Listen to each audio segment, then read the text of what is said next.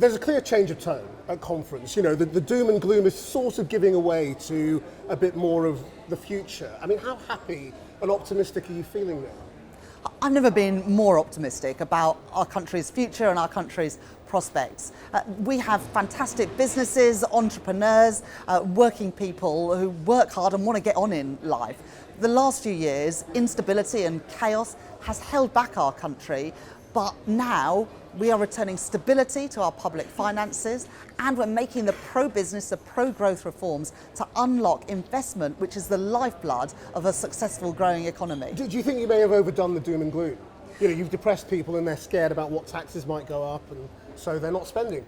Well, I had a choice to make when I learnt of the inheritance and the £22 billion black hole in the public finances. I could have either continued with the Conservative approach of covering that up, or I could have been honest and transparent with people about the scale of the challenge and how the path ahead is harder and steeper than we could have envisaged on the 4th of July. I thought it was right to be open and honest, but also set out a path to bring stability back to the public finances. And stability in the end is the foundation stone for a successful economy.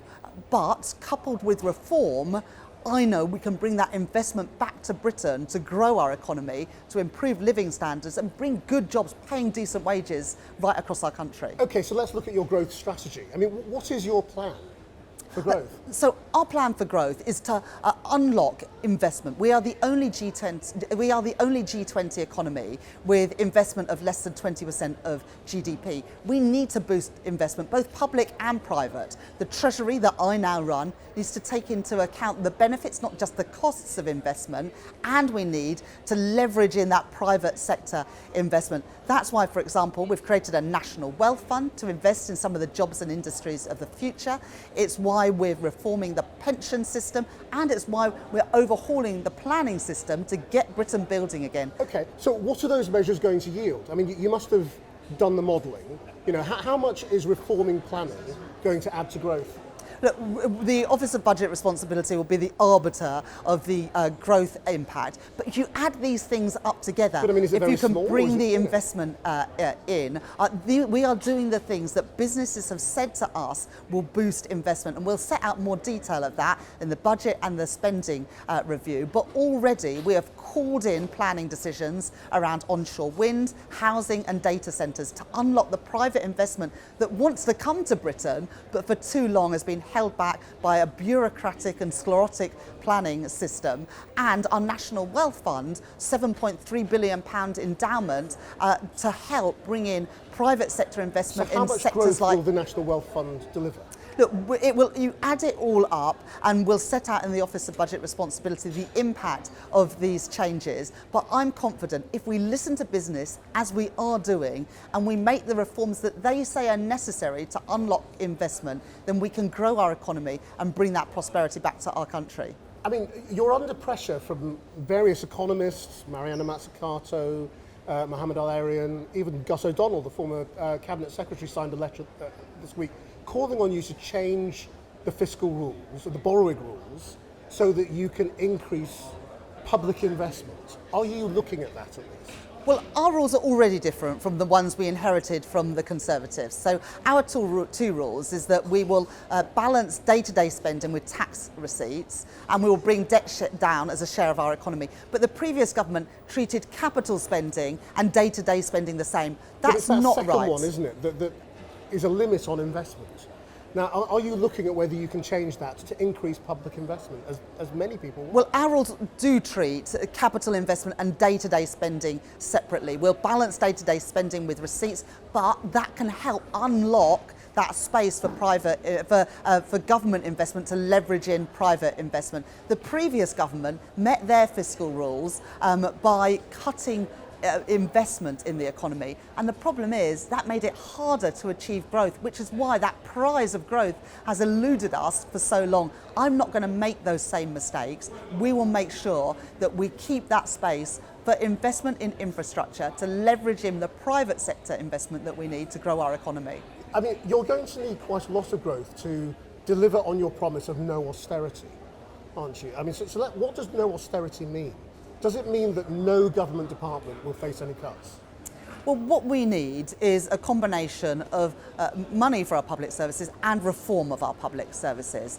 We need to be better using technology and data to run more personalised public services. We need to be getting a grip of things like fraud and error, both in our tax system and in our welfare system. So it's not just about the amount of money that we're spending, but also how we run our public services differently. But austerity there does will mean be no cuts, doesn't return. it? And you're saying no cuts? There'll be no return to austerity under this Labour government. Austerity was incredibly damaging for public services, yes, but also for our economic prospects, because it choked off the growth that is necessary to improve living standards and bring businesses to Britain. So there'll be no return to austerity, So does that but include... we've got to grow our economy if we're going to be able to realise that potential. But you know, I mean, I've been asking you about this since you were in opposition. You know, does this include departments like Justice, which are unprotected at the moment, which are cut to the bone, facing real problems in prisons, and at the moment are looking at, you know, real terms cuts? Can you say that they will not face any cuts? Well, and you know, all the unprotected departments will be in the same position? We will set out the allocations in the spending review. We are doing the 1 year for next financial year in October, and then 2 further years in the spring next year. But if you say no austerity, that's surely what it means. Well, there will be no real terms cuts to government spending. Of course, we'll have to make those allocations department by department. But if you take Justice, for example, one of the biggest challenges there is ensuring that we build the prisons and the prison spaces. The previous government got us into a position where there were no prison spaces virtually left in the system, which meant that we had to make difficult decisions around prisoner release schemes. We need to build those prisons, build that capacity, as well as making sure that we are investing in rehabilitation, so people don't just go through a revolving door in and out of prison. So that's the reform we need to make, the capital investment that we need to make, alongside the money that is needed to run good and functioning public services. Obviously your tax measures will come in the budget, and that's what everyone's waiting for, but as a principle, what do you think about hypothecated taxes? You know, the NHS is clearly in a lot of trouble. A lot of people want it to have more money. What do you think about the idea of saying this tax, whether it's on rich people or whoever, is for the NHS?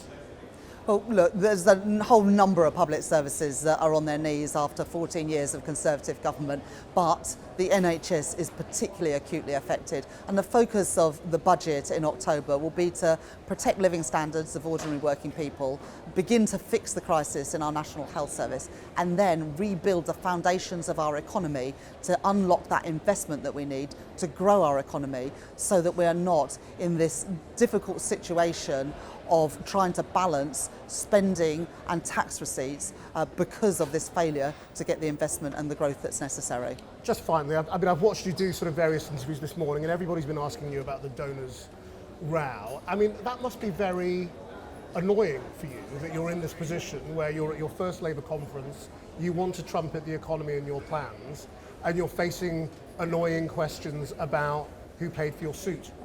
Well, look, it's understandable that with this level of responsibility also comes scrutiny. And of course we should be asked questions and our expenditures should be scrutinised.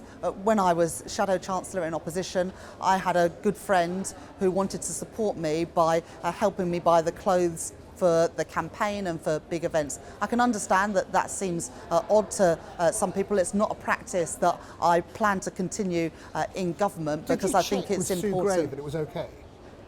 Well, we checked with the registrar for declaring all donations. That's what I always do with donations, whether it is for support with speech writing or research in my office. In opposition, we needed to raise funds to be able to do our job. We're now in government. Higher standards rightly apply to government ministers, particularly because of conflicts of interest, and I will hold myself to the highest standards. Chancellor, thank you.